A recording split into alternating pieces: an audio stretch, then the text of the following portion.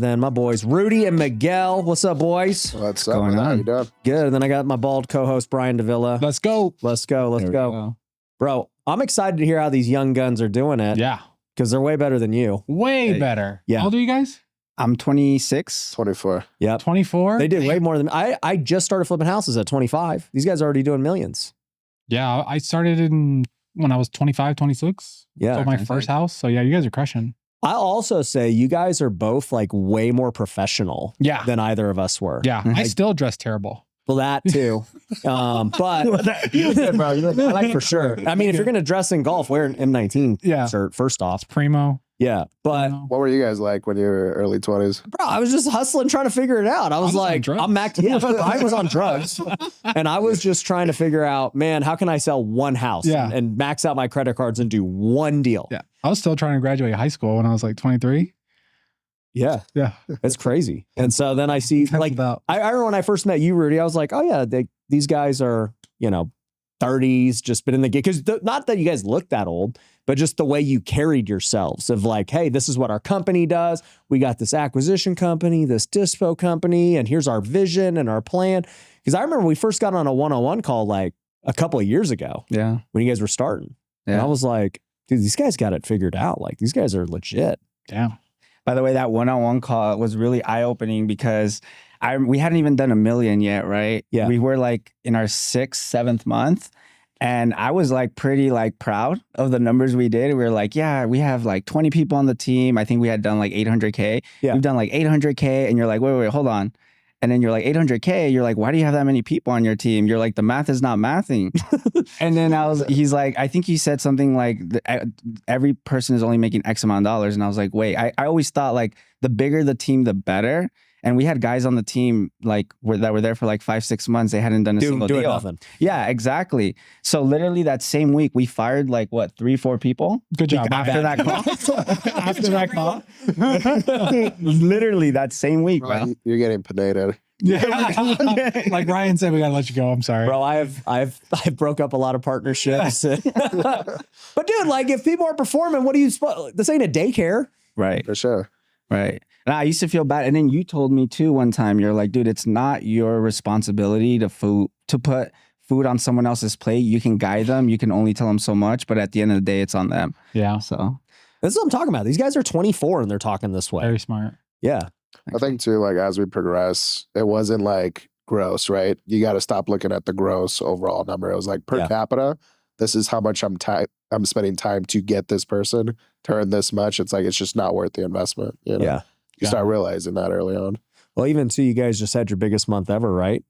You guys almost did $500,000 last month. Yeah. Wow. $500,000 just from the wholesale side, not from the flip side. Yeah. And I was asking Rudy, we were at the Forge event, and I was like, tell me the numbers and how you guys got there and what's the team look like today and, all these things. And, we can go in depth on how to improve and all that stuff too. But it's just cool to see the model, what you guys are doing. So for those listening, tell us the model. What do you guys do? So just kind of in a nutshell, we get properties under contract, right?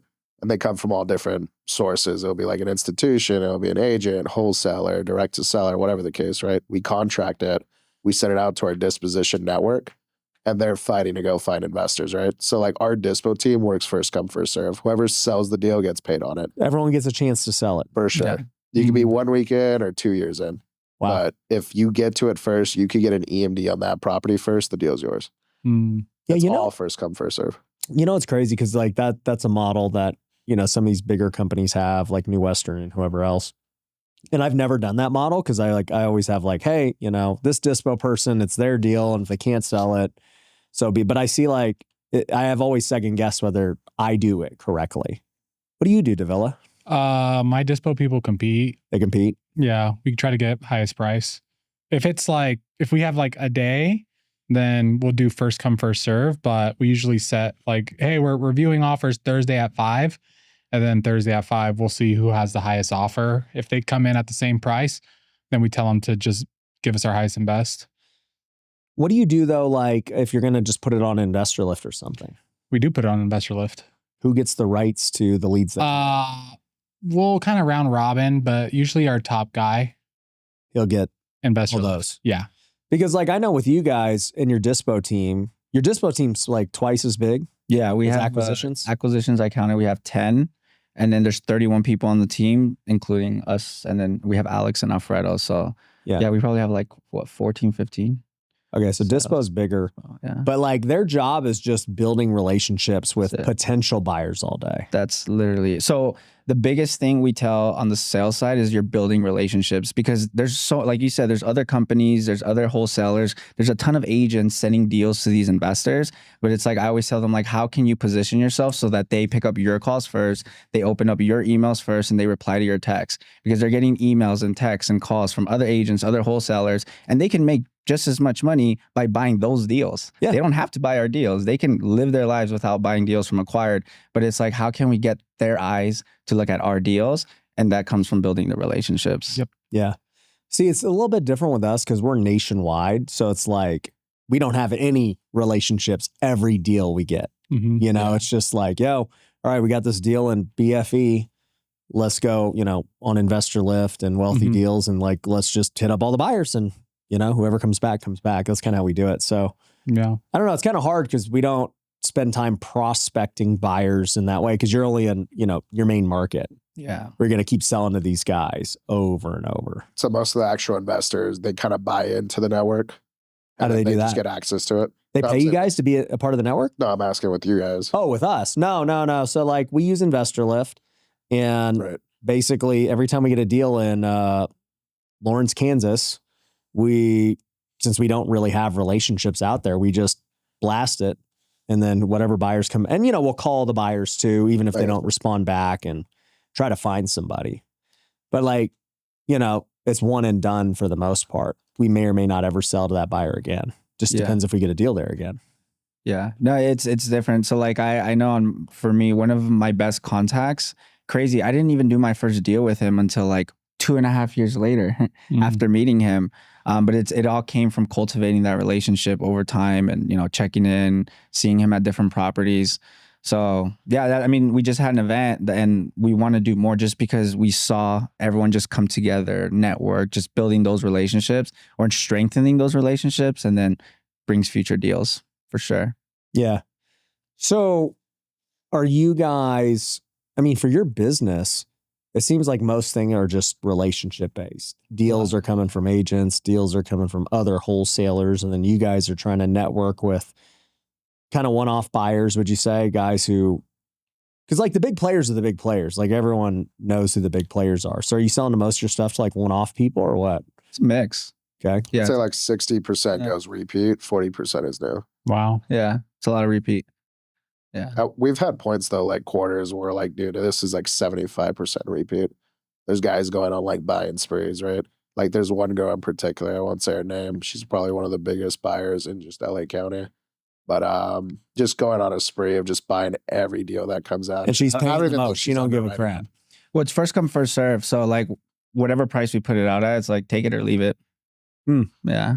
Yeah. How many of them sell at that price? What would you say? Versus like they get negotiated down, you're overpriced. 2/3 sell at full pop, and then if we can't move it in a couple days, then we'll drop it. And we let the team simultaneously know that there's a new price. It's to give them all a fair shot to sell it.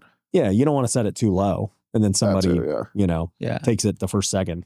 Yeah. What's your average fee size? 29 right now. Okay. It's what? 29. 29 in Cali. Yeah. What's your average fee in Cali right now? 35. 35. Nice. But it's like the same model you guys are running. Yeah, we have the exact same model. We compete on deals. That's why I don't like Who them. wins? I don't know. Ask them. I had a Pasadena deal they wanted, but Which one? I remember that one. yeah. I know you Miguel with That Yanni. was one of our acquisition agents I was competing with there. Oh, really? Yeah. And you beat him? Someone did. Someone did. How much did you make? 200. 200? Oh, Matt. Hey. You seen that? He's like, yeah, that Louis Vuitton's, take it back. No, but I lose out to them all the time too. I hear acquired. You still have the receipt for the Louis, right? They got us a gift over there. We haven't opened it yet. At the end. We'll open it at the end, but I mean, we might not get it.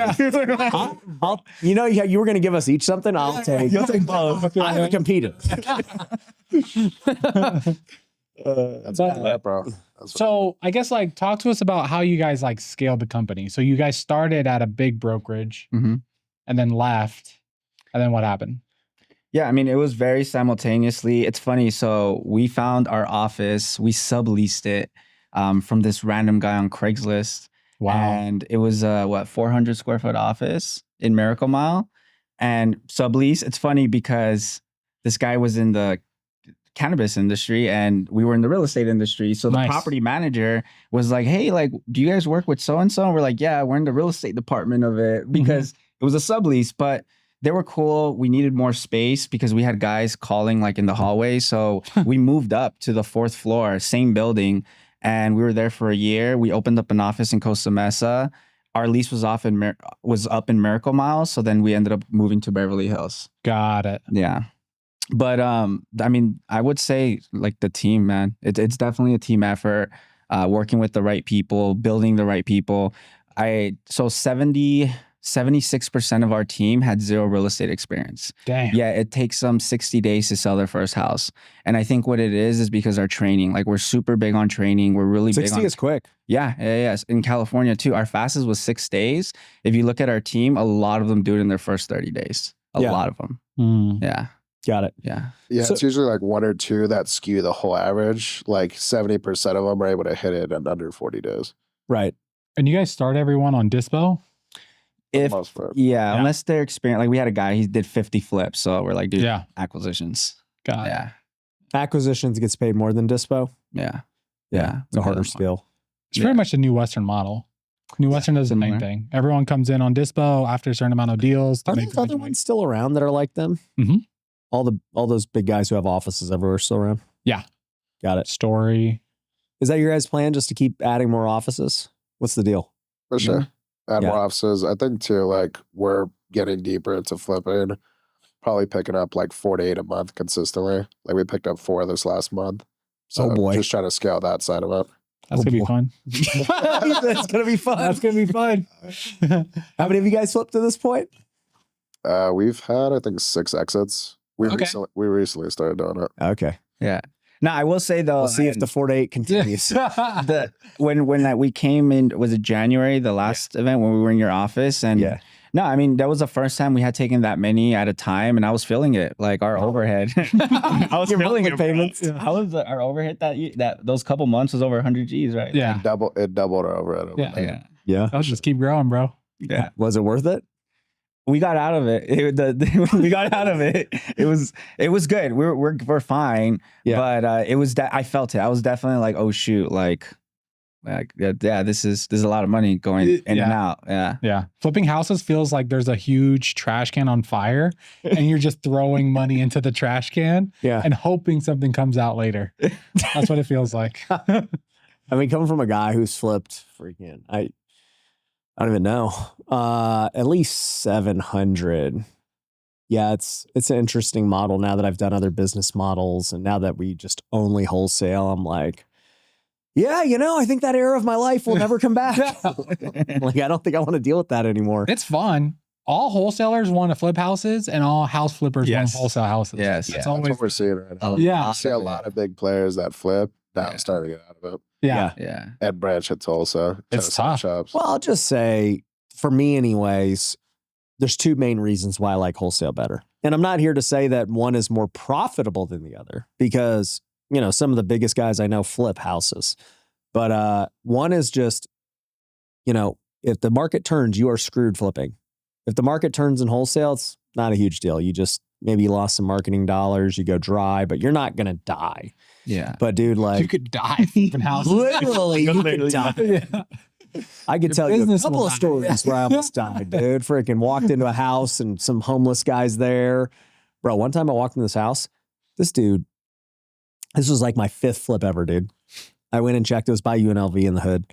And this house I walked in, it was done. I'm like, oh, well, I'm in the area. Let me just go check and make sure everything's good. It's like dark too. It's like 7. I walk in the house, pitch black, and then I hear somebody. And I'm like, oh crap, is anyone here? Is anyone here? And I'm like, turn on the lights. Dude, this big black dude, bigger than Miguel. Okay. Why is it gotta be black? Dude, just Why is it yeah. And Why you gotta tell him it was, this dude was like 6'4", 3-something, dude. Dang. This dude was huge. I was like, how am I going to get this guy in my house? Like, and also too, like, I'm kind of in a dangerous situation here. This guy could have a gun. This guy could be tweaking. Like, why is he, in this house? And, anyways, I just like tried to get my loud voice and my confident voice. I'm like 25 at the time. So I was like, one of my first flips, like these guys, I'm like, you got to leave, bro. That was intimidating. Yeah. I just said it with like the most just confident face. I'm like, you better get out of here, bro. Yeah. This is my house. and then he left. Yeah. Like, Hey, it worked. It worked. And then I was like, bro, I don't want no problems. I don't want to have to call the cops. Like, you got 1 minute to leave. Yeah. And then he bounced. That's crazy. And I said, I'm never going to a house at night again. That was stupid. Brian pulled out the blick. Yeah. Yeah.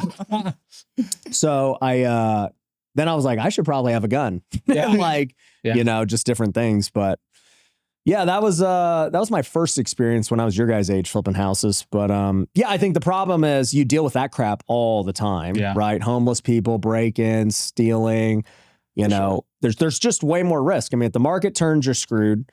If you go over budget, you're screwed. And then, if things don't sell, you get screwed cash flow wise, because now you're paying every single month, all the stuff, just waiting for it to sell. So there's just so much risk. And then, you take the cash conversion cycle. Like, it wasn't a big deal when I wasn't spending money on marketing or team or anything else, but you go drop $50K a month on marketing. In today's real estate market, it is really difficult to find cash flow, and I don't see that changing anytime soon. For this reason, I'm a huge fan of wholesaling real estate right now specifically. It's the strategy that I'm using in my real estate investing business, and it's what all of our students at Wealthy Investor are doing as well. And we give you everything that you need to start your wholesaling business and have the same exact system that I have. You get the motivated seller leads, the same softwares, the same systems, processes, and one-on-one coaching and support. We'll show you step by step how you can get started today and get your first deal in 30 days or less. So go to wealthyinvestor.com today. And you lock up these deals and you buy them right and they're great. Well, think about it. If you're planning to sell the deal in 3 to 6 months, 4 to 6 months, that means you dropped $50K every month plus your interest payments to finally get paid 4 to 6 months later. So it's like there's so much cash out till you finally get paid, and you're like, wow, that's not like a great cash conversion cycle. Yeah. I would say real estate in general definitely teaches you a lot of patience and delayed gratification for sure. Because it's like, hey, like this might work out in a couple months. We'll see. Yeah. But let's put all this money right now. Yeah. And hope that a couple months will be good. Yeah. It's like the only business you could work for months and months and months and not know if you're going to get paid at all or lose money.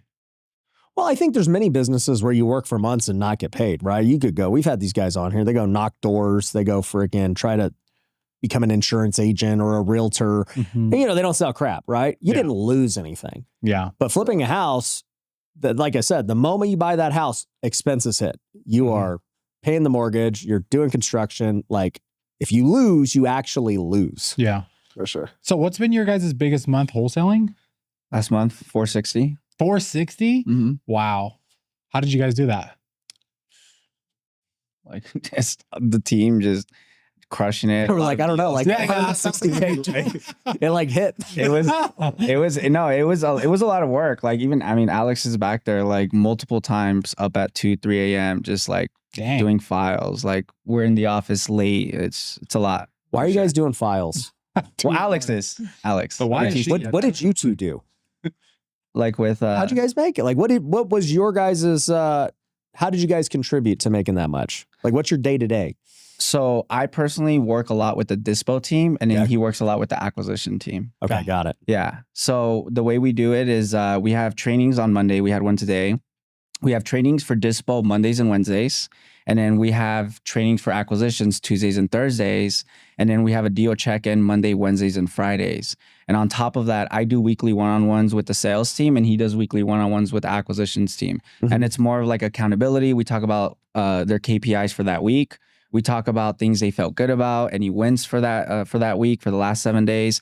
And then we also talk about things that they need to focus to improve on for the next 7 days. And then we go over goals, right? And then we do that every week. So you guys are both basically sales managers for your respective departments. Yeah, essentially. Yeah. I mean, it's super important. I mean, I'm just for the viewers to understand like what it takes to do that. Yeah. You're solely focused on dispo. Yeah. He's solely focused on acquisitions. And I think that's what has helped us a lot, right? Because there's a lot of wholesalers, they're wearing too many hats at the same time. And I mean, including ourselves in certain times. So we can focus on what we're good at, right? Acquisitions, dispo, and we have, Alex doing the TC admin work. Now we have our GM, Fredo, he's helping us out too. But I will say, we are, especially him with the escrows, very hands-on, right? Very hands-on. Because deals are always just falling apart. It's real estate. Yes. I don't say it as a slight. They just are. Yeah. It's also like our model. Like, it's cool because you can't be circumvented as easy, but it's so much more hands-on because you have to go through escrow with the investor. Like, you're in 2 escrows for every deal you're doing. Yeah. So there's twice as much work. 50 escrows. Yeah, 50 Exactly. escrows. It's crazy. Yeah, because you're doing double closes. A to B, B to C escrow. Yeah. Yeah. Are most of your deals in LA? 55% of them. Yeah. And then LA's tougher because you can't fund and record the same day. So if it funds on Monday, it'll record on Tuesday, then the next one will fund, and then you got to wait for the next day to record. Yeah. Like, Really? if Yeah. you fund it Thursday and it records Friday, we're not going to record the backside with the buyer till Monday. Yeah. So we're going to own it for like 3 days. Yeah. That's crazy. In Vegas, it's like, bam. Yeah. Yeah. There'll be times where we have to get insurance for like 3 days. Yeah. Because we own it for 3 Yeah. days. Yeah. I would think you'd have to always do that. Yeah. No, we don't do it every single time, but if we own it over the weekend or like a holiday weekend, we try not to fund so that we can record accordingly. But Yeah. Why not just assign it? we lose control. We lose control over the transaction. Yeah. Yeah. Like I was telling you that deal in Inglewood where I was having that conversation. I was like, should we assign it? Should we do a concurrent close? And then we're like, nah, we'll save $6,000. Let's just assign it. We assigned it and I call escrow and I'm like, hey, how are we looking on this file? And they're like, yeah, we refunded the buyer his money back yesterday. And I'm like, wait, what do you mean? And we're making 40 on that deal. And they were like, yeah, they sent the cancellation. So literally what happened is they canceled. Mutual cancellation was just totally legal. And the buyer ended up just going directly to the seller and then buying it direct. So we wanted to save $6,000. To save $6,000, we lost 40. So after that, we're just like, hey, like, we got to do a concurrent. It's easy. It's actually a lot easier. It's cheaper when you have a smaller team. It makes a lot more sense. But once you're working with like investors, like we were just talking about it earlier, investors outside of your like circle that you've never really worked with before, or maybe you're working with, there's a sales agent or an acquisition agent that, they may be working with someone that we've never worked with before. There's no relationship. That it's just easier for things to come up. Right. Sure. I will say too, from a competition perspective, like there are very few guys that kind of come from our same space that do assignments that scale to like the double-digit deals a month, more or less 30, 40, 50 deals a month. That's crazy. You just don't really see it. I can only name like 2 groups that do it at that level, like 30 Who are the plus 2 deals a month. groups you think?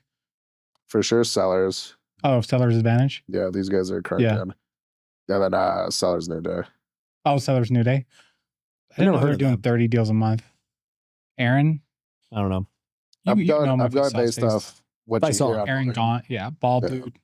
Okay. His wife's a Yeah. firefighter or something like that. That's Supposed to be a well, firefighter. I believe they're doing double digits. So Yeah, they might be now. Also too, like on the I'll seller's tell you, my boy perspective. Doug out there is Yeah, Doug's he's slanging. crushing. he ain't Oh yeah, he's he everywhere. ain't hurt. Yeah. I've seen him here in Vegas too on some commercials. Well, he was hurting out here. He quit that real quick. But out in Phoenix and LA, they ain't hurting. So what kind of KPIs are you guys holding your team to?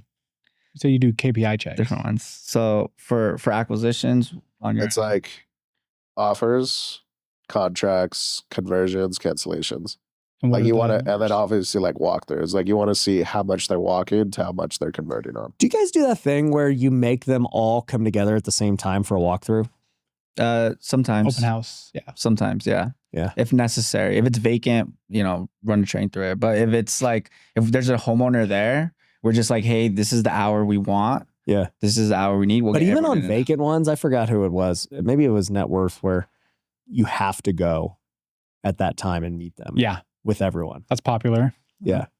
I mean, I get it. I ain't hating. I just, for me, when I was a buyer, I was like, I'm not freaking, what is this, a networking party? Yeah. Like, I'm not, Yeah. this is the number. Like, just give me the price. And Yeah. I'll say yes or no. The most we've ever had at one showing was 60 people Yeah. in like half an hour. Well, that was the thing too. I'm like, why would I go? I'm not going to win. If I'm the top buyer out of 60 people, Yeah. I'm an idiot. Yeah. That's my mindset. I must be the idiot in the room if I'm willing to pay more than everyone else. And there were 60 people and I somehow saw something different. Yeah. I must be an idiot. Well, sometimes you get owner occupied buyers. Sometimes you get rental buyers, Airbnb buyers. I don't care. If 40 people walked, if 10 people walk it, I'm the highest. Dude, I overpaid. Yeah. Yeah. Yeah. We do open houses though. No, I know. I think from the wholesale perspective, I love it. That's why I don't hate. I'm like, great. But when I was a buyer, I'm like, bro, I'm not going to be the idiot. Yeah. So how many contacts do you guys hold your sales reps to a day? Or a week or a month? So for sale dispo, so we tell them 2 disclosures a day. And that's, so in order for someone to get on our list, it's free, right? It's free, but we do ask the investors to jump through a couple hoops because we want to weed out like other wholesalers that say they're investors or agents, because you get that a lot. And then they start calling direct. So they either have to come into our office, whichever location. Maybe our sales agent will go out to one of their projects. Or maybe they take them out to like a lunch or a coffee, which we'll reimburse, right? If it's reasonably priced. And then the sales agent will walk them through our buying process, right? Mm-hmm. And the biggest thing is to build a relationship, right? Mm-hmm. Once they sign a 2-page investor acknowledgement, then we add them to the list. Got it. Right? Okay. So it's a couple hoops that they have to jump through before they actually get into the list. So 2 of those a day, 2 signed disclosures a day, which is super healthy. Yeah. But in order to talk to, let's say 2 to get signed, you may have to talk to, I mean, depending on your conversion rate, but let's say 10 people, right? And out of those 10 conversations, 2, let's say you do 3 meetings or 4 meetings, right? It also depends on the conversions. And then out of those 4 meetings, you get 2 signed disclosures. Got it. Right. So the goal is, the KPIs we track the sales team is disclosures, how many walkthroughs they did that week, right? Which is also showings. Showing a property. Yeah, showing properties. How many, whether they did a Google Meet or an in-person meets, right? And then how many sales they did that week. Got it. Yeah. What Those about are the biggest ones? Also networking events too, and marketing posts like Facebook, Craigslist. What about for acquisitions? So it's like properties walked, offers submitted, contracts won, and then how many of those contracts converted? How many offers do you guys want them making a week? 20 plus. 20? 20 is like the gold standard. Okay. 20 will get you how many deals? Usually the conversion is around 10% on the low end, 30% on the high end. Some guys will go like 1 for 2 on their offers. They ain't submitting enough offers. On the really high for, well, they'll put out like 8 deals a week and then move like 4 to 5 of them. Yeah, You're talking acquisitions? Wait, what do you mean? In acquisitions, yeah. Like our top guy, he probably submits like 20. He'll convert anywhere from like 8 to 12, and then he'll move like 40 to 50% of those on a good week. Why is he so good with so little offers? It's leveraging the network. He has a bunch of wholesalers under him just fishing.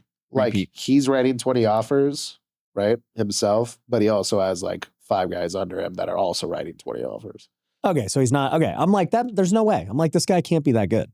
So he's not really doing 20 offers. He's doing 200 offers. Exactly, but he's not underwriting those 200. No, I get that. But I'm trying to give like realistic, like if somebody's like, wait, I can make 20 offers. 20 offers. And I'm going to get 8 under contract, and then I'm going to, that's not what happened. Right. Well, his quality of offers, because his relationships, his networks, a lot of repeat business. So that's where that comes into play for sure. Yeah. He's only making offers on things that are already discounted and vetted and all those things. Yeah. It's more selective offers for sure. Yeah. Got it. Davila, don't you have an office out in California? Yeah, I have a small office in Costa Mesa. No, actually Irvine. It's in Irvine. Irvine? You ever been there? I've been there once. Okay. Been there once to check out my team. Irvine's nice. Yeah. It's a little office. It's cool. We're thinking, how's that going for you? It's going pretty good. We did a few $100K last year. We're regrowing this year. But yeah, so we have this team that you guys met, and then I have another small team in SoCal. Nice. But yeah, so we have 2 offices right now. What made you want to go to SoCal since you're based out of here in Vegas? Where I used to live in SoCal. Oh, So I lived in SoCal. Yeah, I started my business over there, and I just moved over here and then kept everything going over there. Nice. Yeah, so I'm all SoCal. Nice. Yeah. So what's your guys like goals to like grow the business? Like, what are you guys trying to do? So we want to open up our next office where we're looking at is the Bay Area. We're looking at the Bay Area. We're looking at San Diego and then bridging the gap to Central California. Got it. Yeah, like Fresno, Bakersfield. There's so much untapped in like Fresno area, Sacramento, Bakersfield area. There's not a lot of people doing what we're doing up there, what we're doing down here. Really? Yeah. There's some that are starting to go out there, but no one has market share. Got it. They do in SoCal, or even in SoCal. I mean, it's pretty diverse, but you go to other states like Texas, they're pretty locked in by certain companies. Yeah. But NorCal, like Bay Area, super untapped. How big do you want to grow the company to? Like, are you trying to get to like 100 heads? Or are you trying to get to a certain amount of revenue? In California, 100's ideal. 100 Right? agents? I'd say like 15 for every county, 15 to 20. Got every it. Major county Okay, that got we're it. dealing with. So LA, OCIE, SD, and then one in the Bay. Got Like it. Central Valley or Beach area. So Mm. How much does it cost to open up a new office? Like, what do you got to do? our overhead doesn't really change much, man. Like our line of credit, I mean, it's kind of built for us to do 30 to 40 transactions a month if you time them right. But it's really just office space, right? Because we're not really like heavily reliant on PPC and PPL Mhm. or ad spend or marketing ad spend. Like a lot of this is pretty low overhead, a couple grand a month to get our SEO going. Yeah, but so it's the office space. It's really office space, Mhm. So it's not a ton. What about recruiting? And then it's just manpower to recruit. yeah. right? Who does the recruiting? I actually hired a recruiter We recently. had a recruiter. How'd you do it before the recruiter? Man, Social media, yeah. Just straight on Instagram? Honestly, I love recruit. Like that part's fun. Like social media, getting people. Like just today, I was talking to someone that hit me up on Facebook, like Mhm. trying to join the team.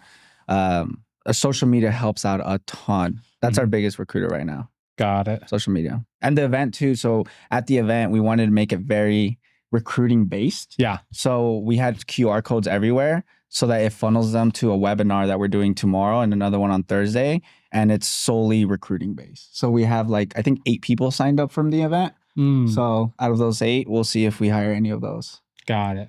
Yeah. Davila, you're good at recruiting too. I'm really good at recruiting. What do you do?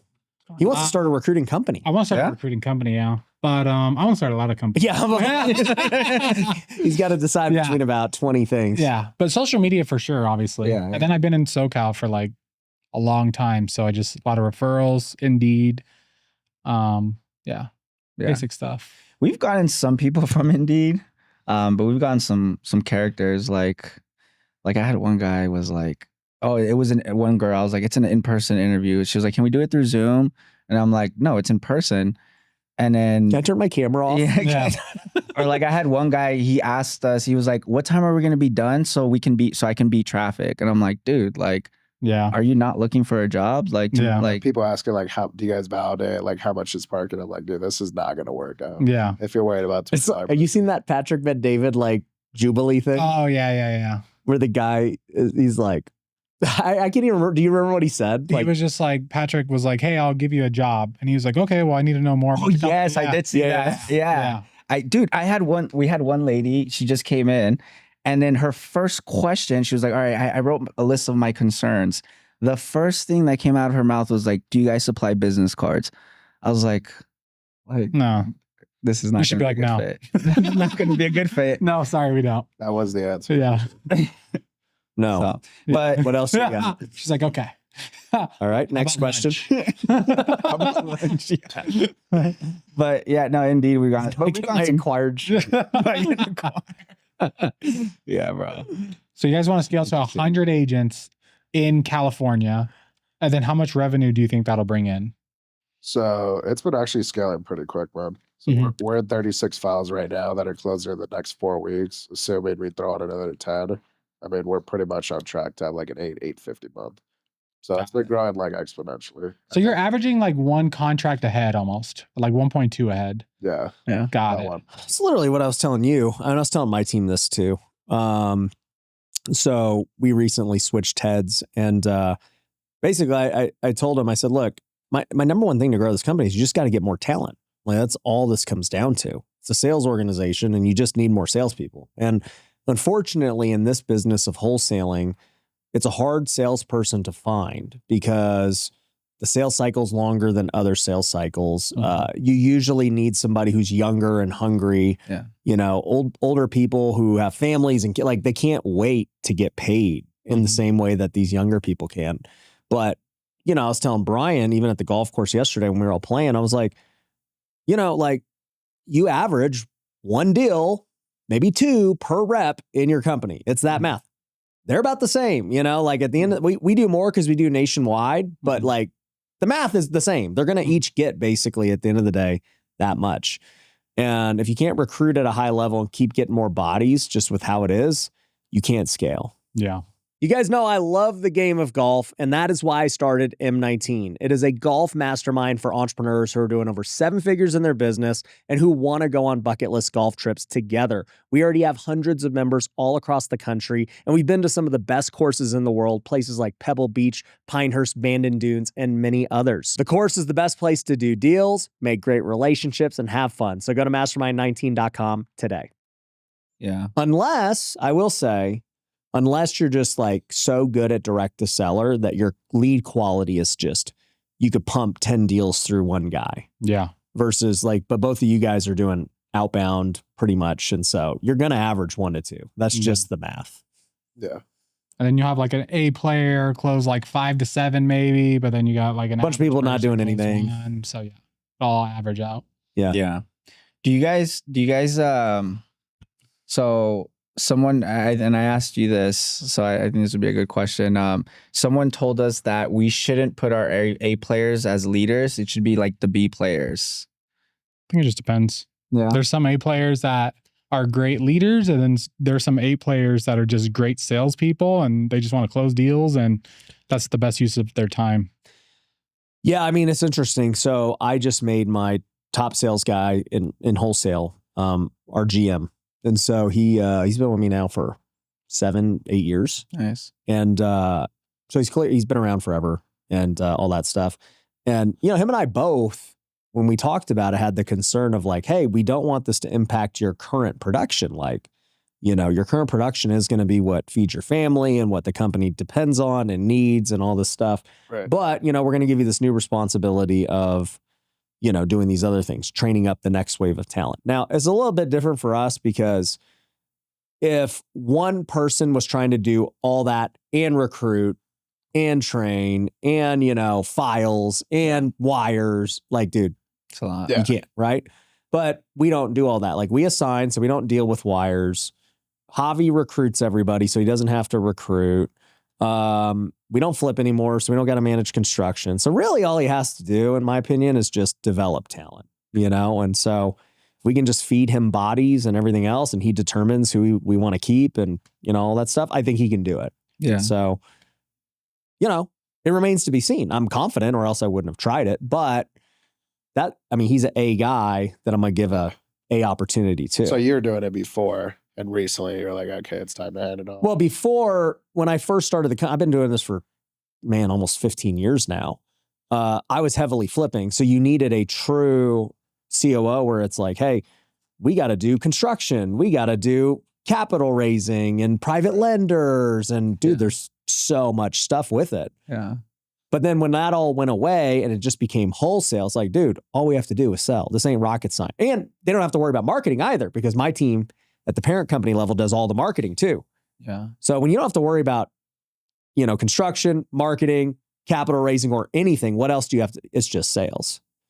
Yeah. It's just, we had a coach tell us your number one job is to be hiring, training, and retaining. Right. Yep. That's literally, that's his, but he doesn't even have to hire. Mm-hmm. He just has to train and retain. Yeah. Yeah. What are some things that like you guys have done in the past, whether it's this company or any other companies, that you guys saw helps a lot with retention? I'll tell you 2 things I think. One is you got to make money. Yeah. Yeah. Like, Sure. you know, I think at the end of the day, if no one's making money or whatever, I don't care how good anything is that you got. You could have the sickest office, the best call. You got to pay your bills and make money. So I think that's number one.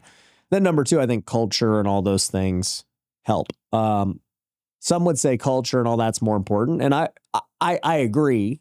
Like at the end of the day, culture really matters. You know, the core values matter, the environment matter, all of it matters. But I tell this to all business owners. We don't run nonprofits. We don't do this for fun. Yeah. We don't do this to even feed their families or, you know, like the business has to make money.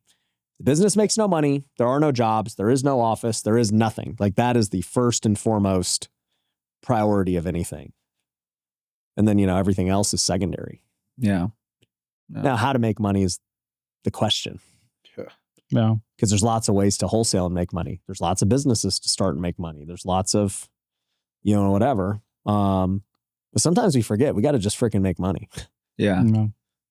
I think that's one reason why too, like we're kind of growing the way we are is because one, we're aggressive with the splits. Like if you look at major competitors, these guys are making 2 to 6% more than most of them.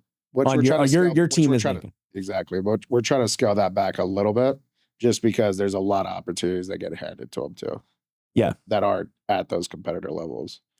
One thing though too is like we're starting to do more team flips. So we'll do buy-ins, we'll manage the project, construction, take care of the loan, ownership, resale, everything. We're just like, hey, put in 10K, this is the projection, sit back and watch it grow. Yeah. And that's like part of the model we're starting to implement too. Yeah, gets them bought into becoming an investor, not just a wholesaler. Yeah, it's funny. I had one guy, he's like, damn, bro, like I've been managing a lot of this, like meeting the landscaper, meeting the inspectors. He's like, I don't know if I want to flip anymore. Like after this one. And I was like, it's a lot. It's a lot. So, but yeah, it gets them excited, right? It gets them feeling like they're part of, and in California to invest, you need 6 figures plus, right? To flip a 500, 600K house. Yeah. Like 150. What's the average house out there now? Depending on where you're at. Yeah. LA is like $1 million. Yeah. For like a shack. Like 1,400 square foot house. Yeah. So, but then the rehab is not cheap. It's like over $100,000. Yeah. Because you can't put in cheap stuff if you're selling houses in Beverly Hills. Yeah. People won't buy it. Well, the average price in Beverly Hills got to be crazy. Yeah. Yeah, it's crazy. It's one of those things that out there you need a lot of money to flip, and it gets their foot in the door, right? Yeah. That's what it is. I think it gets it's great. Their foot in the door. And if someone has 10K invested with you, it's a lot harder to quit, right? Yeah. It's a lot harder to quit. It's like, you have my money. Yeah. This flip's taking 8 months. Yeah. You just overpriced it on purpose. You're like, I like this guy. Dude, it's just sold on fucking MLS. You're like, dude, it hasn't sold yet. Yeah. Yeah. It's like, it's not listed. Yeah. Like, I don't know. What can we do to sell this thing? I'm like, you find a buyer. I don't know. It's just. Yeah. So I think one thing too, like a lot of wholesalers get bullshitted because they're not like hands-on with rehab costs, with like investment costs, hard money costs. Mm-hmm. So the more they get involved with it, the easier it is for them to sell it. Yeah. Because it's easier to deal with objections. Got it.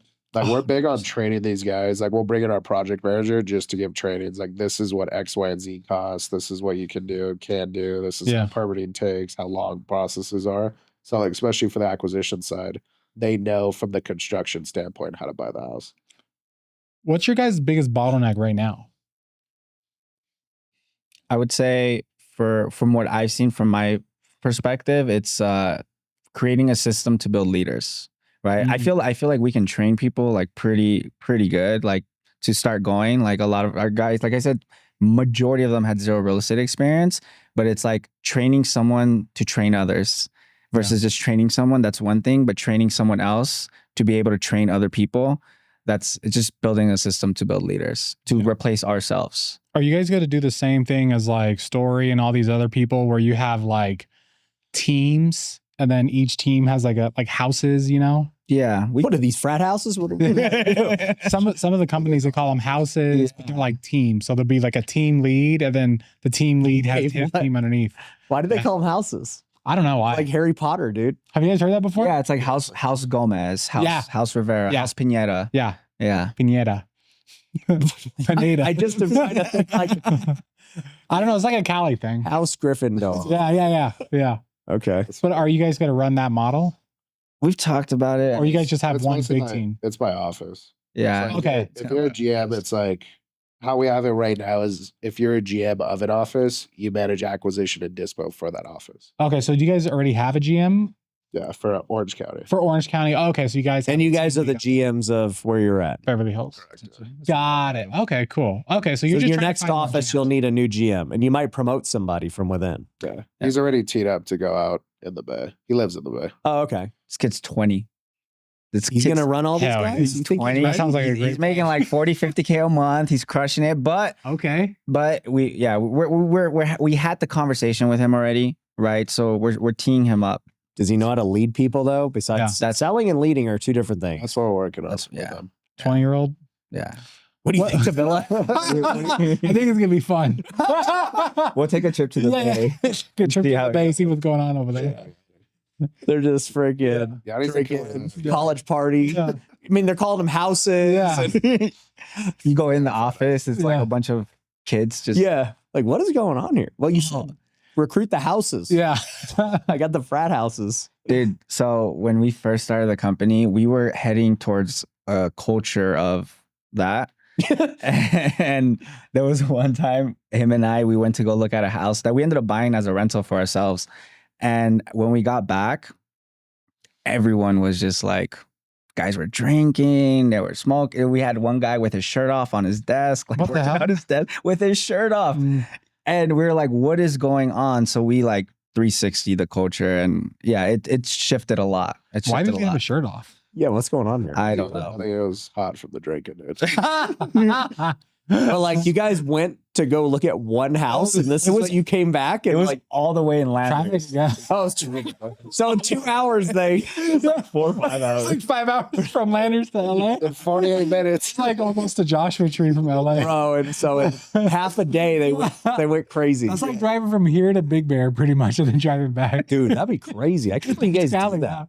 That's nuts. That's It's like when Moses came back from the mountain, dude. Yeah. These guys had built a calf, and they're just like, "What are you guys doing?" That's what happened at their office. Yeah, that's exactly what happened. Now we left. Everything was normal, dude. Everyone was making calls. Come back. Everyone's fucked up. I'm like, what the fuck? How did this happen? We Just a bad apple? had like a couple bad apples. Yeah. But after our call, we let go of some of the ones that Oh, this happened in our one-on-one call. it happened around the same time. That's why they booked it. They're like, we got to talk to somebody. Bro, we don't know what to do. It worked. It worked. That's why they let the shirtless guy go. They're like, We did. Pineda said, you took your shirt off. You got to go. You gotta go. You're sitting on my desk. My chair's. You got a six-pack and you want to do it, whatever. Yeah. You had a 6-pack. It was okay. Got it. So, like, how are you guys? Does everyone wear a suit now in there? Yeah. Everybody's like super pro? No? No. Just you guys? What's the average age? Like I'd say like under late 25. 20s. Yeah. What do you?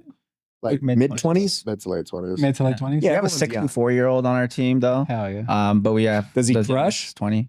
Yeah, he's the guy that did 50 flips before. I mean, he how many deals would you say he does on a Like month? 2 to 3 a month. Yeah. Why does he work for you guys? Why doesn't he just do his own thing? I don't know. So he actually I don't know. Yeah, I don't know. He actually Don't ask. he was an investor on my he was actually when I was at the previous company, he was one of my investors. Like I would send him deals. Oh, And we left and then he was like, "Hey, I see you guys are doing your own thing. Like I want to join." So, With him, it's a big like culture thing. Yeah, for sure. yeah.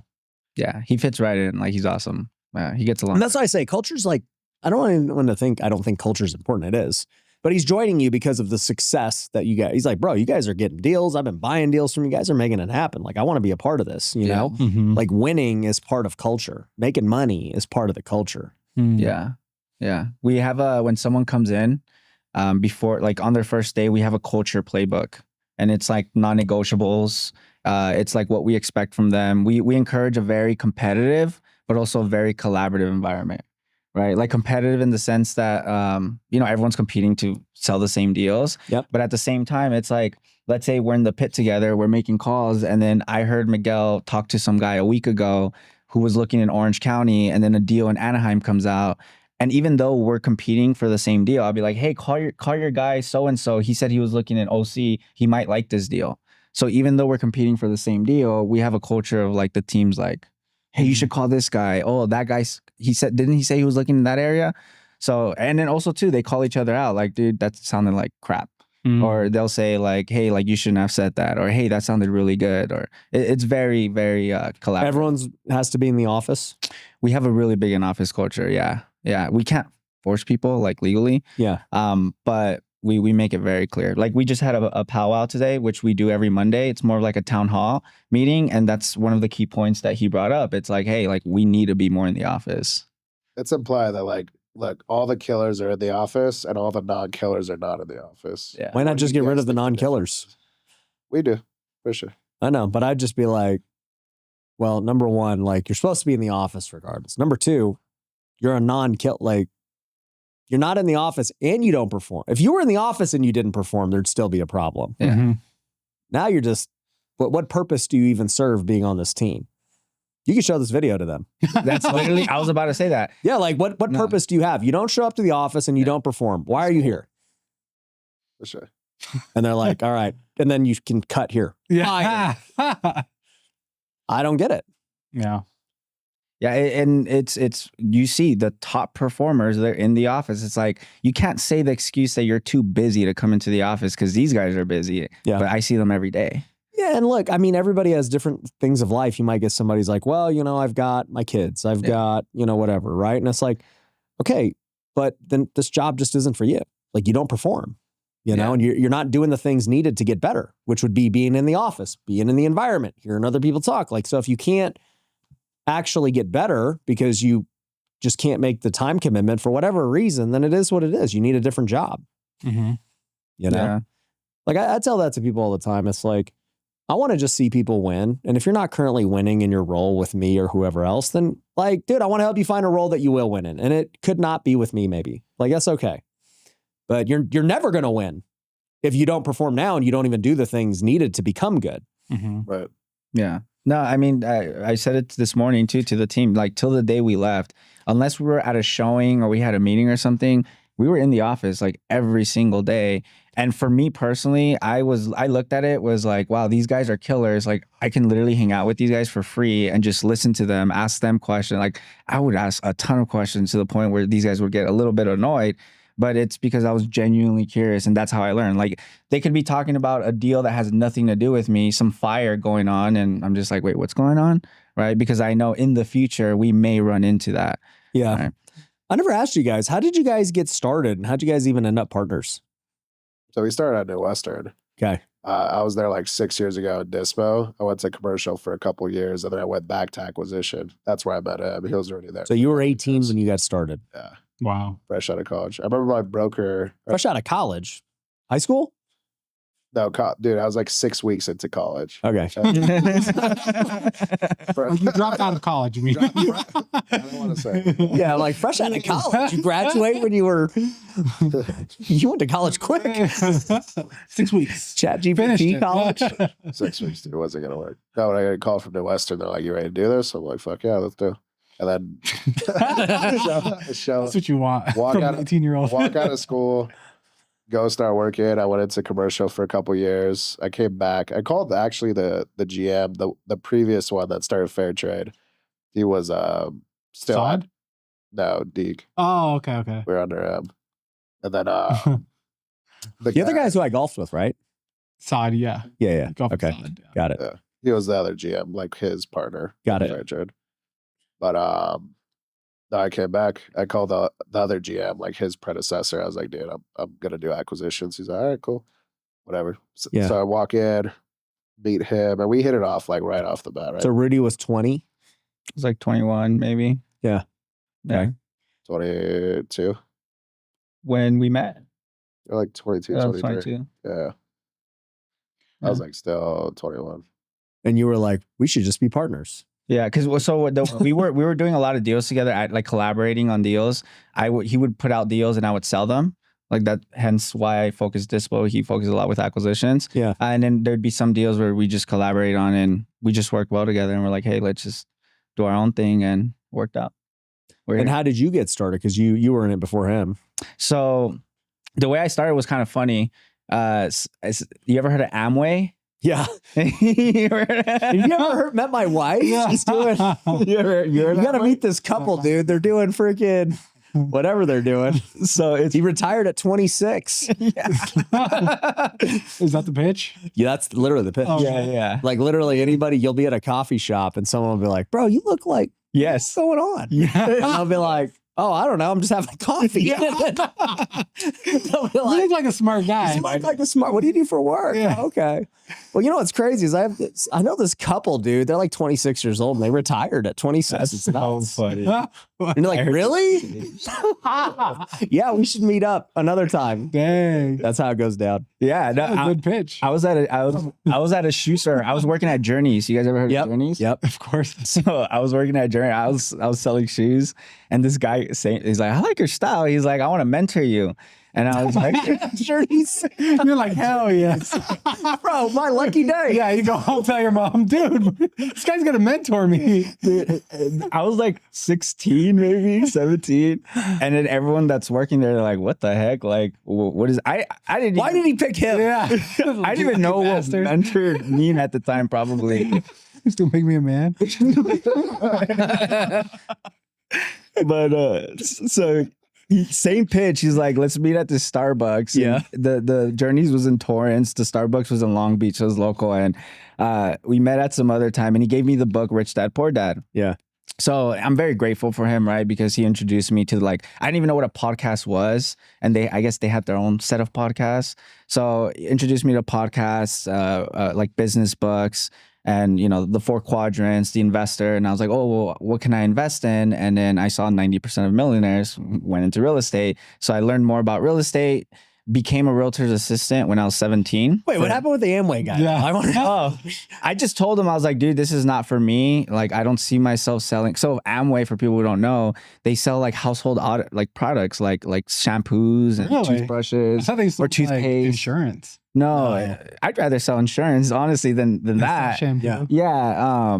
It was just household items, like That's crazy. sodas with like just stuff in it that's supposed to be like healthy. I don't know. Weird. But it just wasn't for me. But I liked the entrepreneurship. I liked the business aspect of it Yeah. and all that. So got into real estate. He did not like that. He would talk crap about real estate, actually. Got into real estate, was a realtor's assistant at a KW in Cerritos. It's funny because I was talking to the broker and I was like, hey, like I want to hang out here. What can I do? And then this guy just happens to be walking by and he's like, hey, Armando. He's like, you looking for an assistant? He's like, no. He's like, well, you have one. So I literally, just because the guy happened to be walking by, plugged in with him. I was just doing a lot of cold calling, open houses with him, and then sucked as a realtor, did that for 2 years and quit, almost went to law school. And I got talked out of it. I think I told you when we were golfing, we got talked out of it by a lawyer. Lawyer talked me out of it and then joined New Western. And then that's where we met. Why'd the lawyer talk you out of it? So he asked me, he was like, well, what kind of law do you want to get into? And I was deep. Like, I still have the LSAT training book. I would spend like 4 hours a day studying that thing. And he was like, what kind of law do you want to get into? And keep in mind, this was after being a realtor for 2 years and failed, right? I was at Berkshire Hathaway in Gardena and Keller Williams in Cerritos. And he was like, what kind of real estate do you want to get into? I was like, I want to help, people that maybe shouldn't be in jail, maybe do criminal law first and then get into like real estate, corporate, like business law. And then he's like, real estate? He's like, it still sounds like you like real estate. And I was like, yeah, but I tried it out. Didn't really work. He's like, you can make just as much money, if not more, without putting yourself in debt just by doing exactly what you're doing now. He's like, it sounds like real estate is where your heart is. It sounds like being a lawyer is your backup plan. He's like, being a lawyer is tough. And that's coming from advice from a lawyer on how to become a lawyer.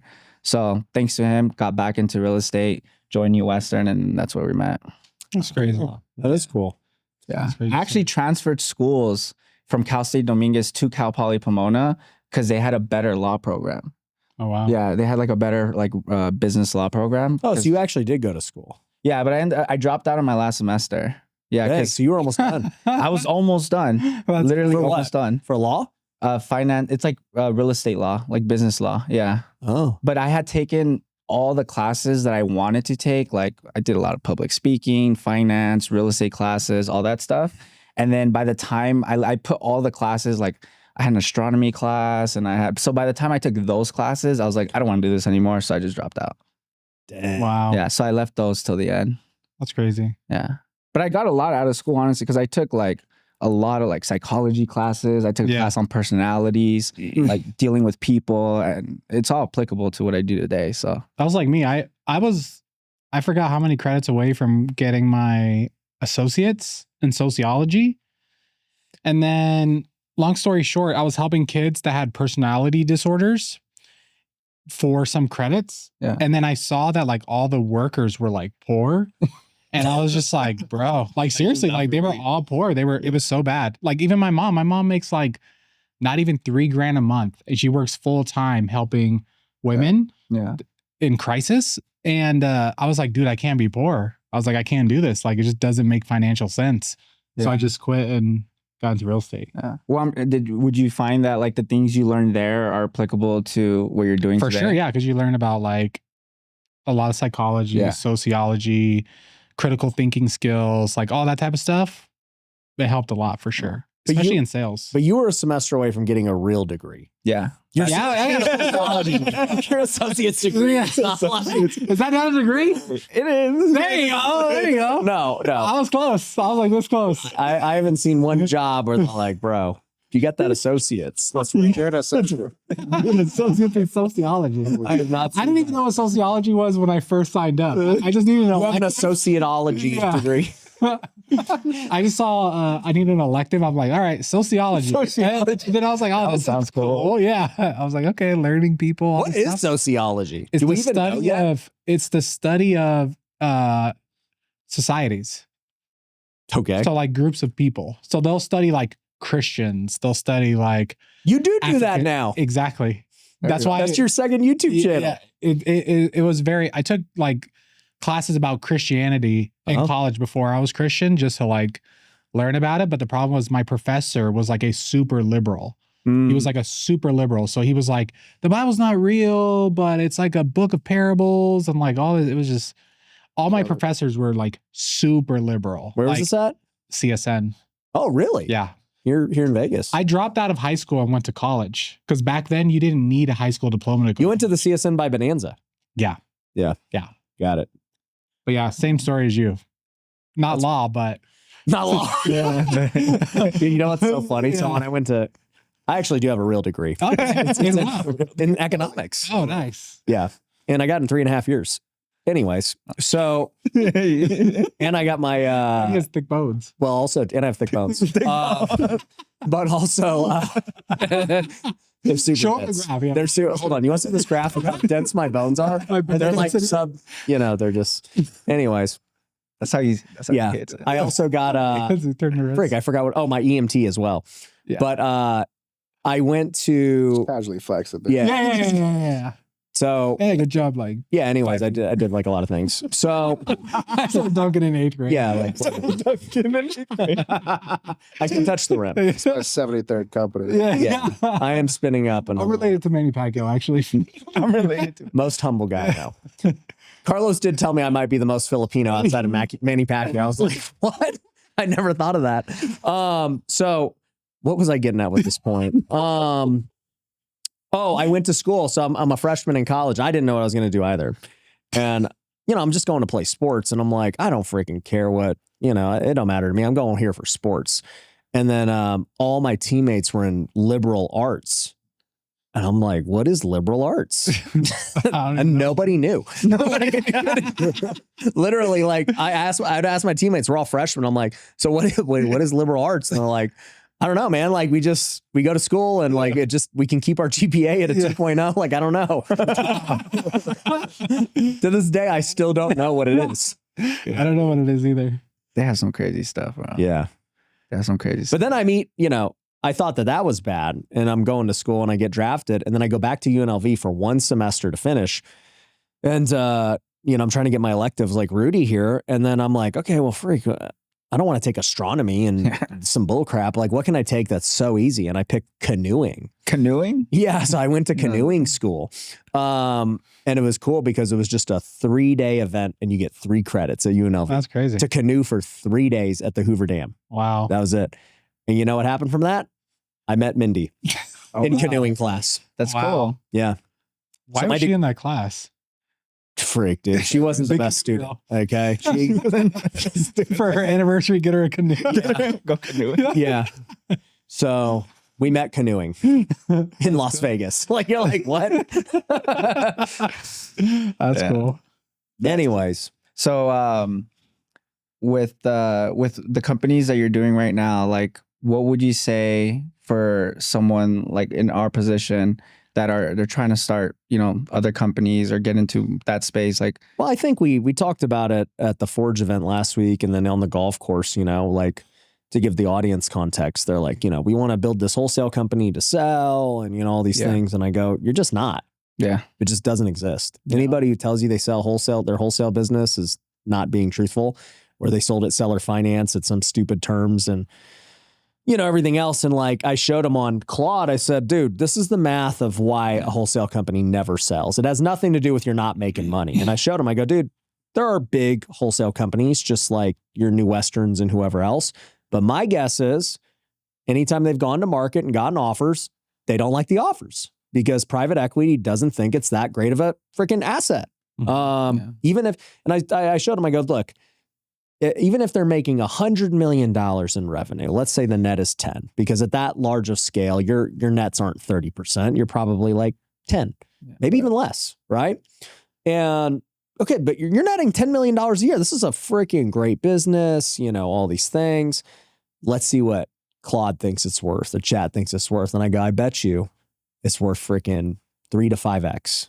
And sure enough, it's like, yeah, it's probably worth like 30 to 50 million max. And, it's not that's not a good, amount of money, but it's like, well, at that point, you might as well just keep the thing because over the next 3 years, you'll still own it and make that money. Right. Mm-hmm. There's kind of no point to sell it. Yeah. But then I showed him, I go, look at a tax firm. Let me show you why tax is great. And, other businesses, even like M19 or whoever else is great. And I go, let's just say our revenues aren't even close. It's 30 million in revenue, but, tax firms more profitable. So let's say it's, 30%. So $10 million, let's just say EBITDA is the same, revenue's a third, but same EBITDA. What's it worth? And chat's like, well, this is worth 100 million plus. Yeah. And it's like same amount of money. We could be making the same money, but the valuations of the companies are so different because wholesale is not attractive at all to a private equity firm, but taxes. And it's because of recurring revenue. It's because in wholesale, if the operator leaves, you're basically going to lose your team. It's so risky. You're market dependent, in tax, they got to always get tax. You're going to have to keep filing your returns. The customers are sticky. You could roll it up with other tax companies. And I was like, dude, the only wholesale company that's ever sold for anything was Homevestors. And the only reason they sold is because they're not even a wholesale company. They're a franchise. Mm-hmm. And when you're franchising and you're getting recurring revenue from all your franchisees and everything else, you're not in the transaction business anymore. You've got a legit franchise. So,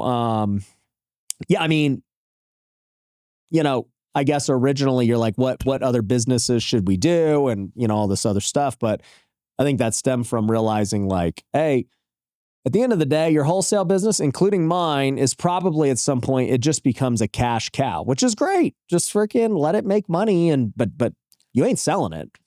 Mm. And you're never going to get an offer that's worthwhile where you're like, oh, dude, like, if somebody offers you 3x what you made this year, would you sell it? Yeah, no. You keep it. You keep it. Yeah. Then what's the point, right? Yeah. Because you're like, bro, I can just, whether you grow it or not, you're like, if I'm so removed from it and I'm hands off, why would I sell it? No. There's no it's totally point. True though, too. Because if you look at every one of our operations, whether it's flipping or wholesale, it's usually because they have pretty good operators. It's very operator heavy. Yeah. It's all the operator. Yeah, I mean, that's what makes it. You mentioned another guy earlier, Doug, who's out in Phoenix and LA, and they're doing tens of millions a year, killing it. Yeah. And it's like, he's still the guy on all the commercials. He still goes on appointments himself. Oh. Every day he goes on appointments. You didn't know that? No. He goes on appointments every single day. Wow. That he loves it. He does it for fun. But it's like, I don't know. Like, you remove him and you remove Damon, and like, I don't know how good it would be. My guess is probably not as good by like a lot. No. Yeah. That's the problem too with like models like ours, like let's just say you start an office in San Francisco, you grow this big team. If that operator over there starts to get a big head and leaves, he's probably going to take at least half the people with him. Yeah. Or they're just going to leave and then eventually end up with him or end up at a different company. Same thing you guys did with New Western. Exactly. It's the tail of the New Western model. Yeah, People that's why there's 100 variations of it. Yep. Yeah. It just happens over and over. It happens like once to twice a year. Yeah. They got a pretty good scale. Like a couple players leave and then they got every year it's the same thing. Yeah, every time I told you guys that the first one-on-one, I'm like, hey, you don't have anything proprietary. At the end of the day, you're gonna have to just do a good job keeping culture. And honestly, just expecting turnover is just part of this model. You are just going to have turnover no matter what. Because at the end of the day, like, if you're not giving them leads or something, because like I was telling them, you know, because we give leads to all of our reps and everything that we do, it's like, bro, my reps and everything, they sit on the computer, their calendar gets full, they're selling different kinds of products that are unique. And it's like, they can't go do that on their own.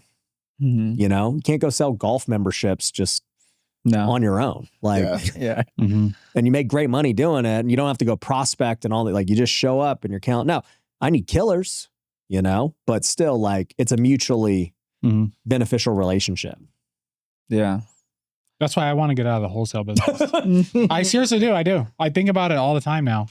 No, well, you don't want to get out. You want to keep it rolling. I want to get out. I want to get out because like a couple of years ago, I stopped wanting to do education. Because I'm like, bro, this is like, it's just a hamster wheel. Like if you stop, there's no reoccurring. There's no like safety net. There's no value being built.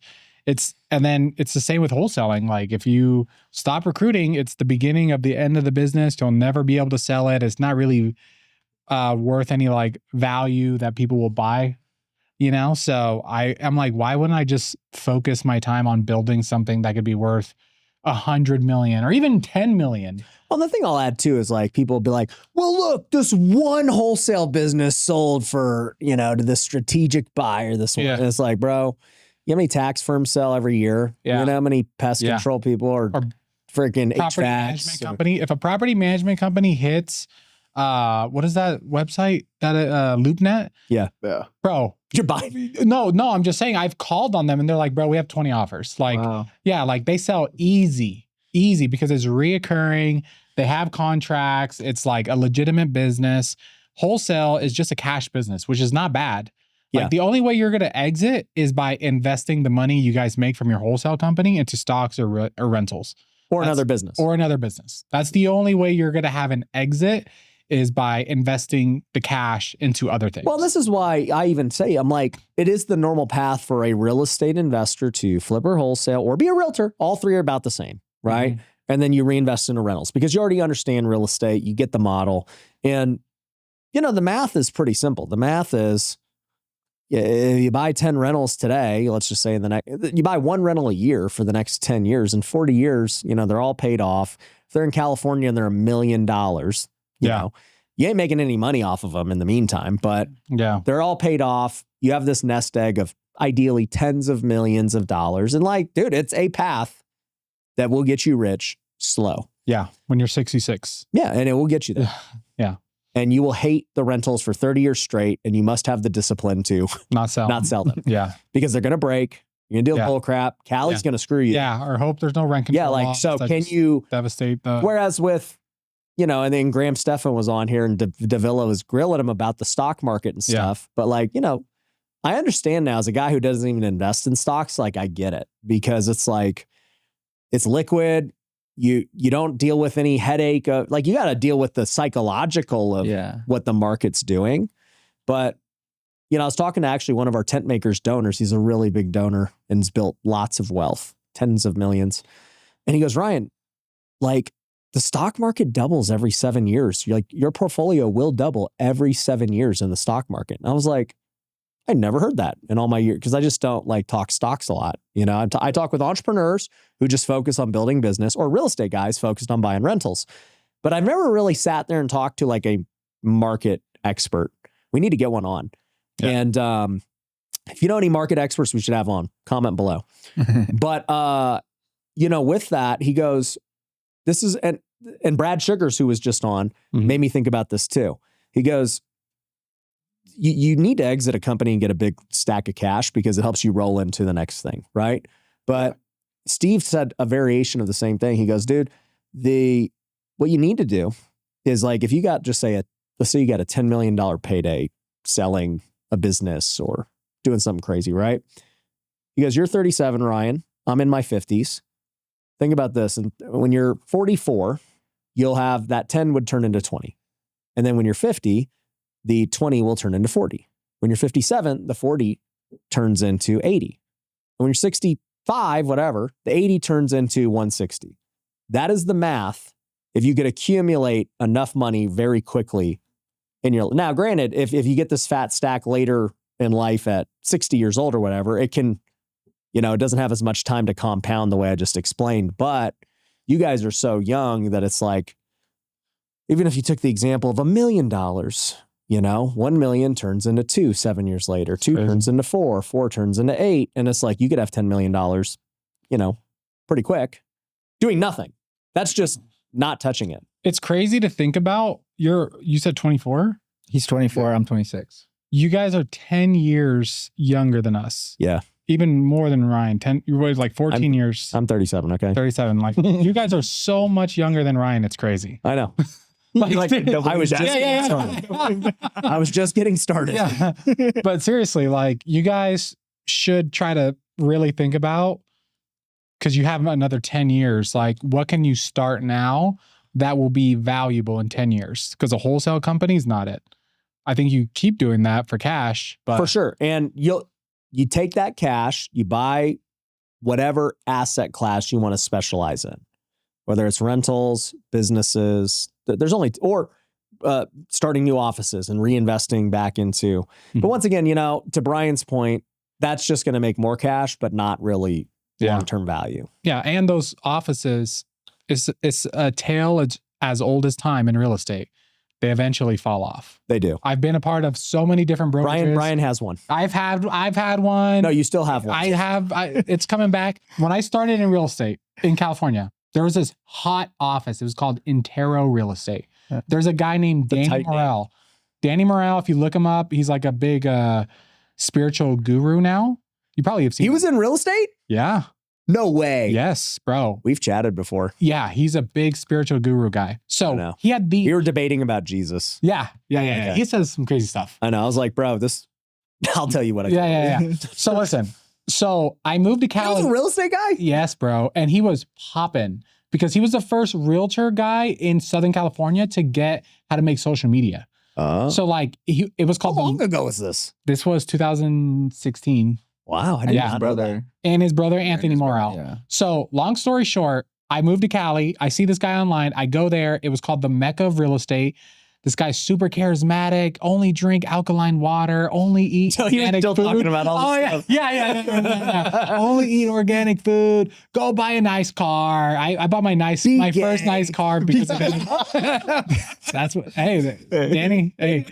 But anyways, so he starts popping, bro. I'm talking about the office would be packed, like legit packed. He starts opening an office in Orange County, opening an office in Corona, Victorville office with Omar Alfaro. So the point is, he starts opening all these offices, all this crap. COVID hits, things get a little shaky. A bunch of these offices start closing. He sold to Corcoran.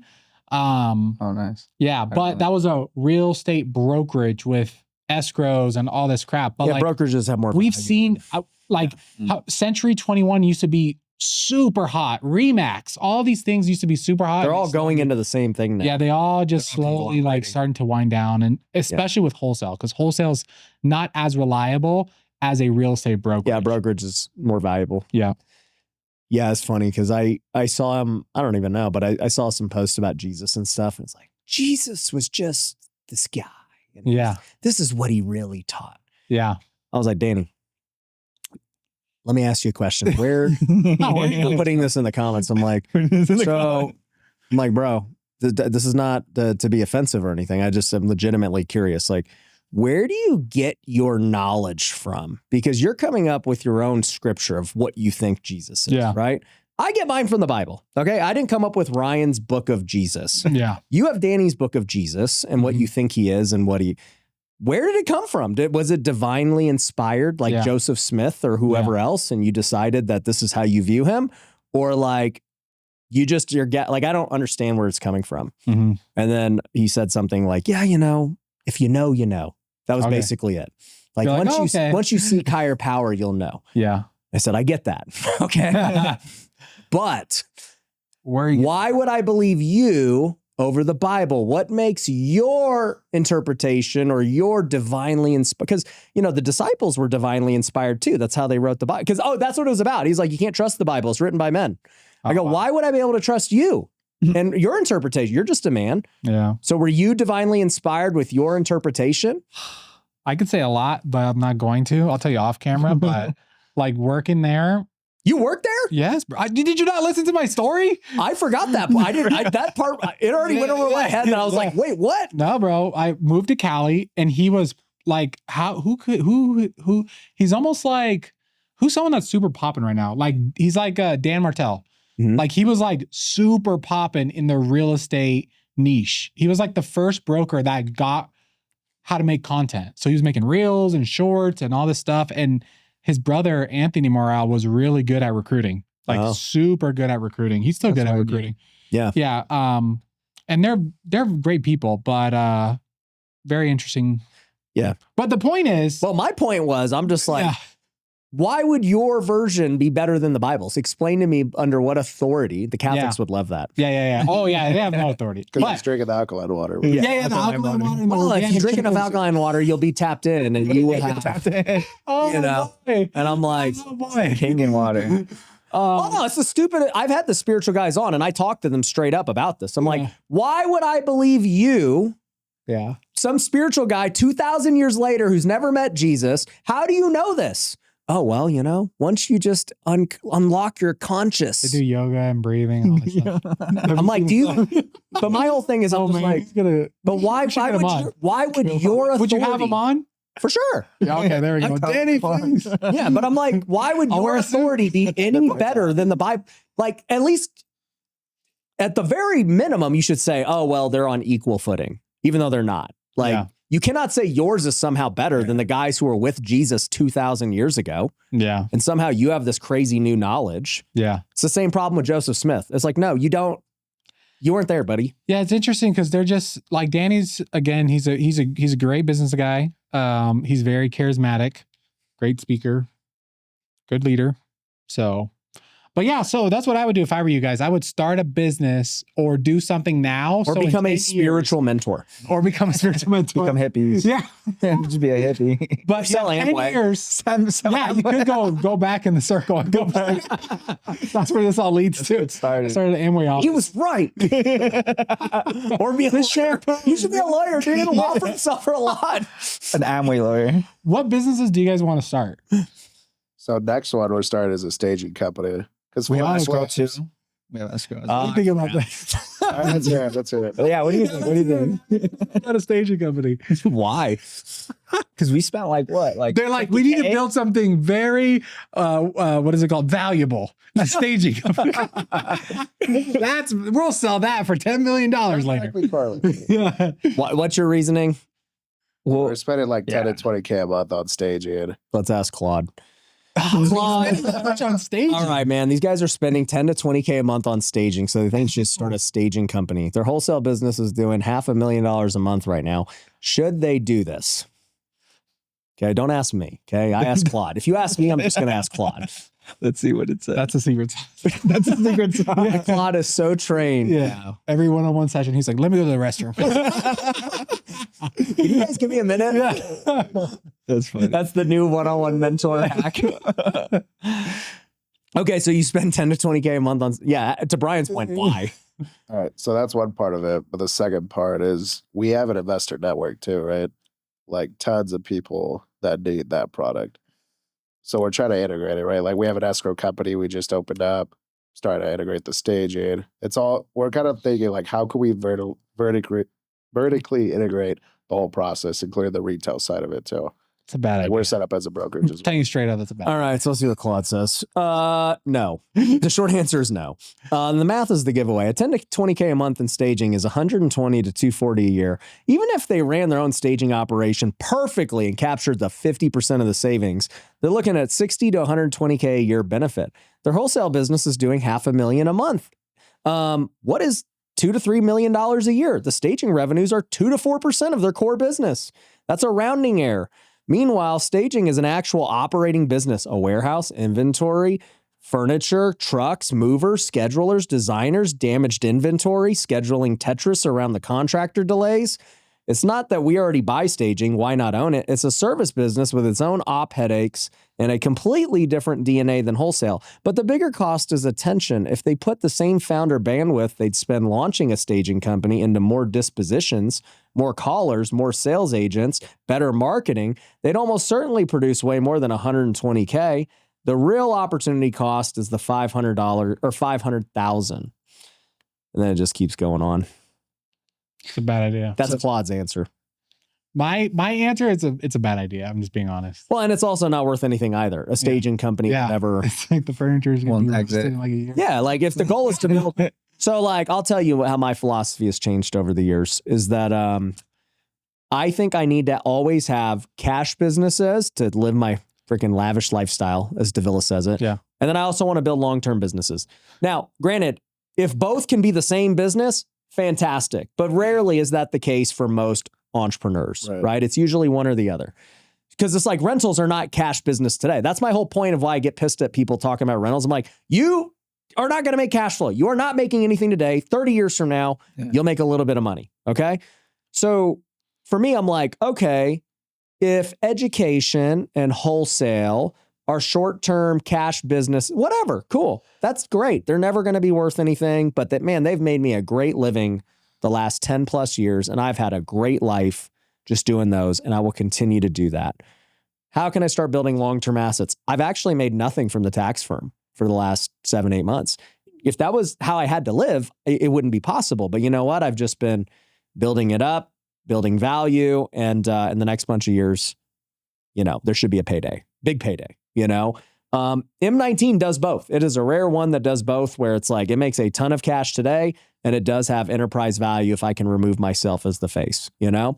I've got other things that I'm looking, but basically every business needs to be one of two. It better build for the future and an exit, or it better make me a boatload of cash today. And I don't think staging does either. Yeah, staging does either. So what if you're like, I gotta get rid of this 10K fee. Yeah, like I'm actually very excited to partner with one of our M19 guys in insurance, because insurance, I don't, once again, think it's going to make me anything today, but in the long term, you build this book of business that's highly valuable. It's a good play. Yeah. What if like we're doing it, not necessarily like we're actively trying to grow it, but really it's to supplement our own flips, and then some of our investors, if they ever want to use it. I think it's a terrible idea. It's just worth. I think it's just stupid. Bro, you're going to spend all this money on inventory, wholesale. a warehouse and scheduling and bull crap. That to stage one house is just like taking down an escrow, but way harder, because there's more that goes to it. And it's, you know, like imagine if this business, you get your 100 agents. So now you have 100 escrows, actually 200 escrows going at once, because you got buy sells. Yeah. And then you have 10 staging projects every month. You're like, I have 200 escrows and these stupid 10 staging projects. This fool got coffee on the couch and now we got to bill him. And then, you know, this house got broken into. Now we got to file a claim. Like, dude, there's just bull crap. Yeah. And for what? What's the upside to make a couple $100,000? How much do you guys pay per house to stage? 48K. Yeah, that's too much. You can pay $1,500 and get a house stage in Southern California. Really? Yes. Give me the plug, bro. Let's talk. Even if it's 4K, what do you think? Like it's like 25 to like 35. But 25 to 3,500. Hey, but Claude's point was, it's not like you recoup that. You still got to pay people to do it and buy the furniture. The margins is on that. It's probably like 30%. Yeah. So you're making $700. Yeah. Every house saves you $700. Charge a freaking transaction fee on top of every deal, and there's your $700. You know, we do that. Do you guys do that? No. Okay. I just made you way more money doing nothing. Charge a transaction fee on every wholesale deal that you do. Yeah. Why don't you? We've talked about it. We do it every single deal. Nobody blinks. $700. Yeah. Cost $0. What about, so we're looking at it from like having different profit centers, right? Like within the business. I just made you, how many transactions are you going to do this year? I mean, I do like 350. 350. How much, Claude, how much money did I just make these guys? 350 This is what he does all that times 700. I just made you guys 250K. That was your staging. Don't do it. Yeah. And that's net. and that's charging $700. $700 a file. Nobody blinks. Yeah. I'm not losing a deal over $700 that I want to buy. Yeah. Yeah, I think you guys should try to like build something valuable. That's what I was saying. Something that in 10 years, you're like, okay, this is actually worth something. Yeah. A staging company is not worth anything. What would you guys recommend? That's like along the lines of what we do. I don't think you necessarily need to go on the lines of what you guys do, but maybe do some sort of construction. So I was What we were thinking talking about. Yeah. construction. That's like the easiest one. Nope. Yeah. Don't do Or construction either. Nope. Don't do that. Lending. It's the same prop. It's literally staging, but worse. But worse. I'm serious because now there's like way more liability, It depends on which kind of licensing, construction. headaches. I thought, and you guys don't even flip. Like I thought about it when I was flipping heavy. I'm like, okay, there's some real, I'm spending X on construction. I'm doing 100+ deals a year with actual flips. Yeah. And then I just ran the numbers and the analysis, and it was the same thing. It was like, realistically, let's just say I save $5,000 a job, between after paying everything and all this stuff. I was like, okay, if I do 10 deals a month, that's $50,000 a month. Is it easier for me to get 1 or 2 more deals or build a whole construction company and take on all the liability on my own flips too? Because now I'm not just the owner, I'm also the contractor. And I was like, and then you're the broker too. Imagine you're the broker, the contractor, and the investor. How much liability you carry. All of it.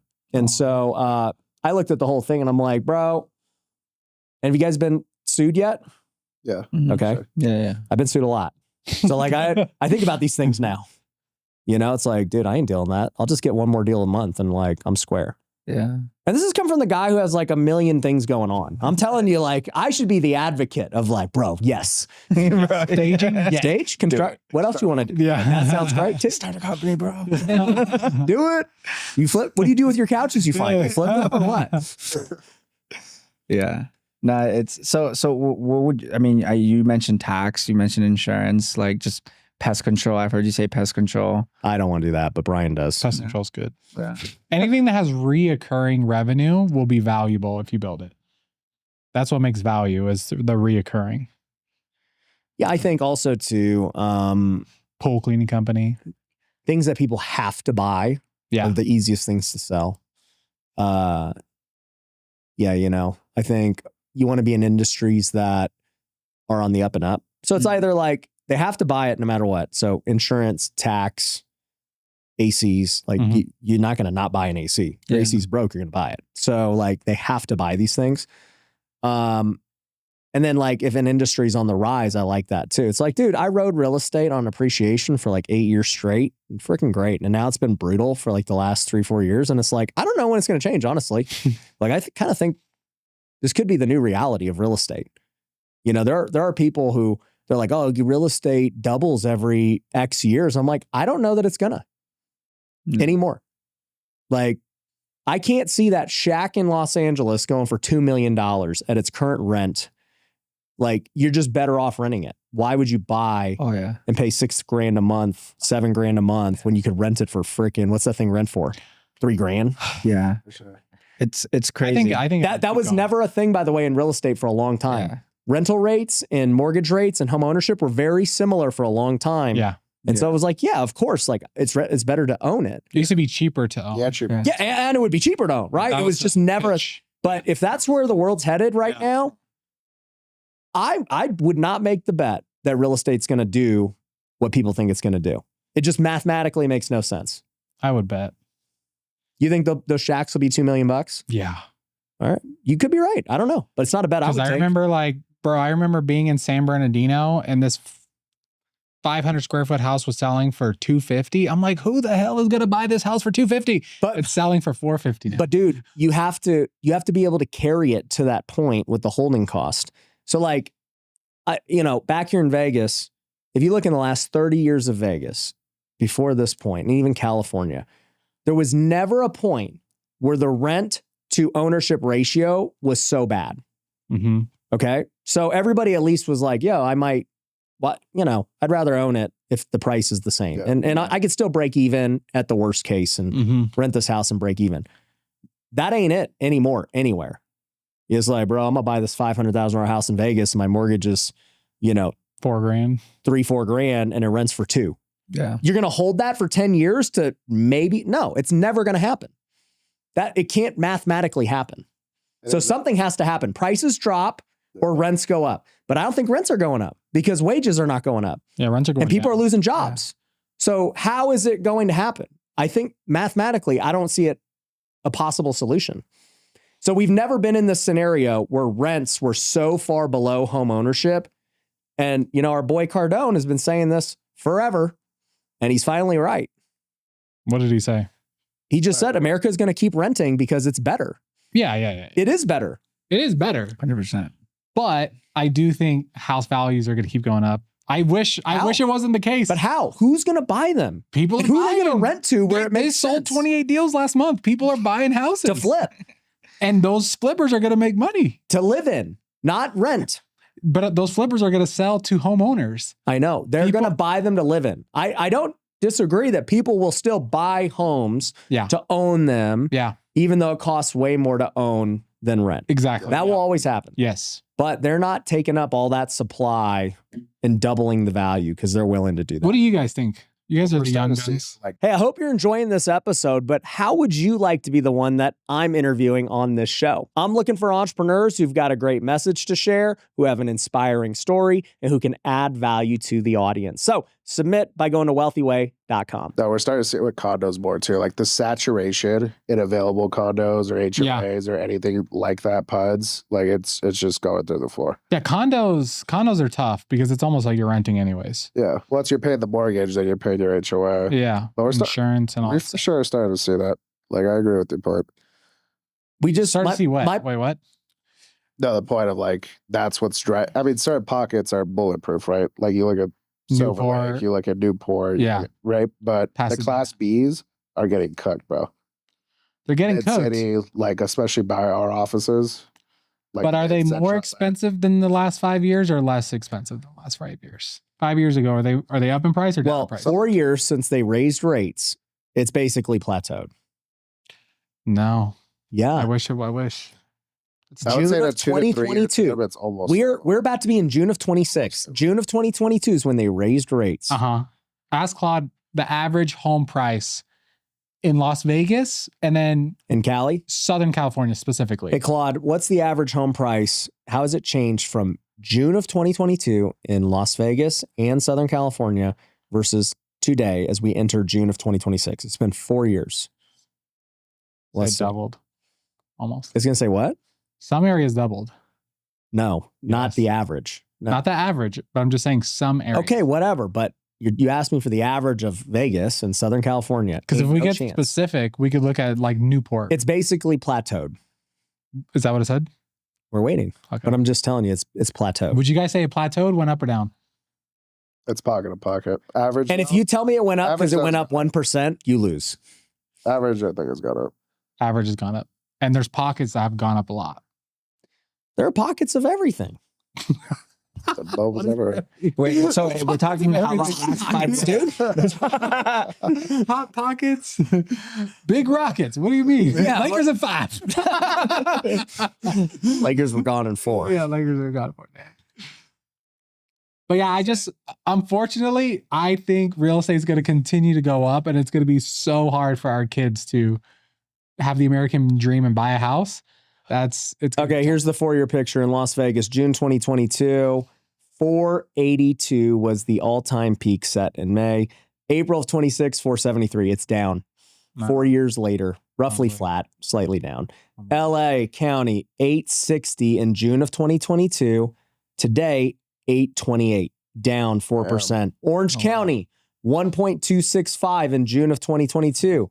Today, 1.46, up 16%. 16%. There you go. In 4 years. Yeah, that's good.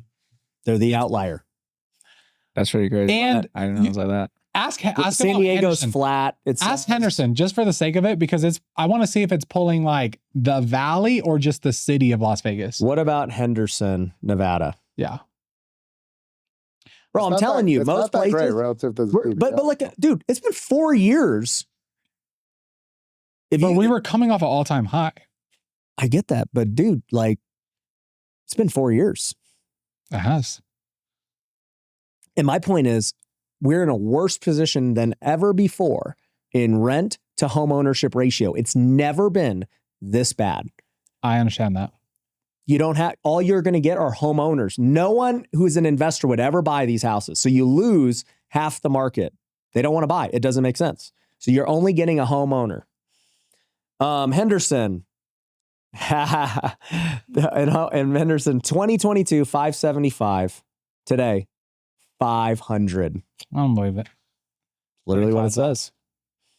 It's down 10%. Henderson. I think it's pulling condos, manufactured homes. Whatever, everything. bro. The point is That I'm right. Real estate's going to go up. Watch in the next. My point is, the last 4 years, there was no worse bet. If you're just buying and holding, banking on appreciation for 4 years, yeah, It was it's terrible. not a good bet. The stocks destroyed it. Not a good bet. Yeah. Yeah. Anything destroyed it. Bitcoin, Yeah. it was the worst. And it's illiquid. Yeah. Damn. But my point is, unless you think somehow and we're in a worse position today with rent to price ratio, if you're going to bet that you think the next 10 years are going to do what it used to always do, the math doesn't say that. Yeah. Well, So you might want to rethink your strategy. I don't know. I'm going to do some research. I'm going to do some research. I'm going to do some real research. Let's bring your arch enemy on.